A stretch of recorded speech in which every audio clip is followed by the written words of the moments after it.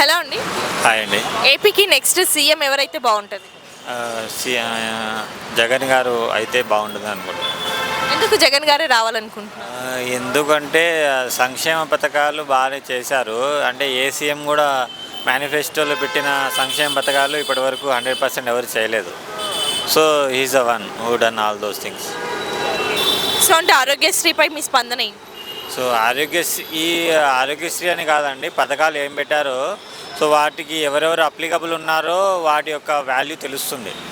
So కొందరు ఏమనుకుంటా దానివల్ల మాకేం యూజ్ అని అనుకుంటున్నారు. బట్ బిలో మిడిల్ క్లాస్ ఎవరున్నారో వాళ్ళకి ఆ స్కీమ్స్ ద్వారానే చాలా మందికి ఎగ్జిస్ట్ అవుతున్నారు వాళ్ళ లైఫ్లో, డే టు డే లైఫ్. ఇప్పుడు ఆరోగ్యశ్రీ కానీ కావండి, రూరల్ క్లినిక్స్ పెట్టారు, హెల్త్ క్లినిక్స్ అని. అది దానివల్ల కూడా ఎక్కువ ఇంపాక్ట్ ఉంది. ఇంకోటి వచ్చి ఇంకా స్కీమ్స్ అంటే ఇంకా అది విద్యా దీవెన, అమ్మఒడి, ఇంకోటి జగనన్న చేయూత అంటే ఎవరు చిన్న చిన్న వర్క్ చేసుకుంటూ ఉంటారు కదా, డైలీ లేబర్స్, స్మాల్ బిజినెస్ వాళ్ళు ఒక 10,000 అలా ఇవ్వడము. ఇంకోటి వచ్చి ఇల్లు లేని వాళ్ళకి ఇళ్ల స్థలాలు ఇవ్వడము, వాళ్ళకి హౌసెస్ కట్టించడము.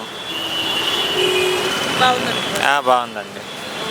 సో 25 లక్షల వరకు ఉచిత వైద్యం కింద ఇస్తున్నారు కదా, దాని గురించి చూశాను, నిన్న చూశానండి న్యూస్లో. బట్ అది పెంచడం వల్ల చాలా హ్యాపీ.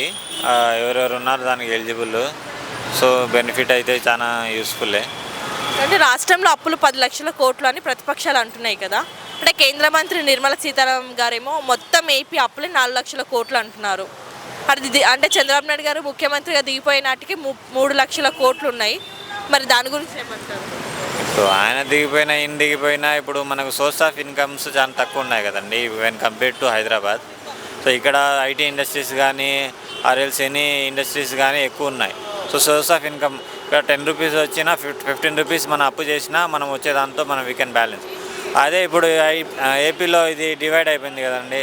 సో డివైడ్ అయినప్పుడు కూడా మీకు కరోనా టైంలో ఈ సేమ్ చేసినంత యాక్టివిటీస్ ఏసీఎం చేయలేదు. అంటే అంబులెన్సెస్ కానివ్వండి, 1600 సంథింగ్ అంబులెన్సెస్, కొత్త అంబులెన్స్ పెట్టడం కానీ, అదే టైంలో ఇప్పుడు ఇది 45 ఇయర్స్ అబోవ్ ఉన్న మహిళలు ఎవరున్నారో వాళ్ళకి 18,500 సంథింగ్ వాళ్ళకి బీసీ క్యాస్ట్ వాళ్ళకి సంక్షేమ పథకాల కింద ఇచ్చారు.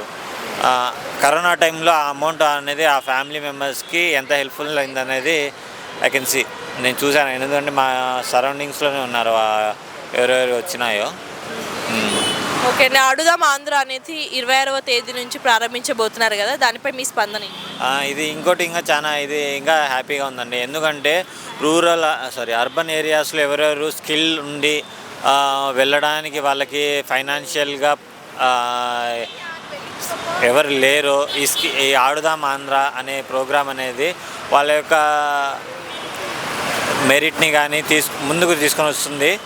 సో వాళ్ళకి ఒక ఇంట్రెస్ట్ ఎవరికి ఉందో వాళ్ళు ఒక స్పోర్ట్లో ఎనీ టైప్ ఆఫ్ స్పోర్ట్ వాళ్ళకి వెళ్ళడానికి ఈ ఆడుదాం ఆంధ్ర అనే ఒక ప్లాట్ఫామ్ అనేది చాలా మంచిగా ఉపయోగపడుతుందండి.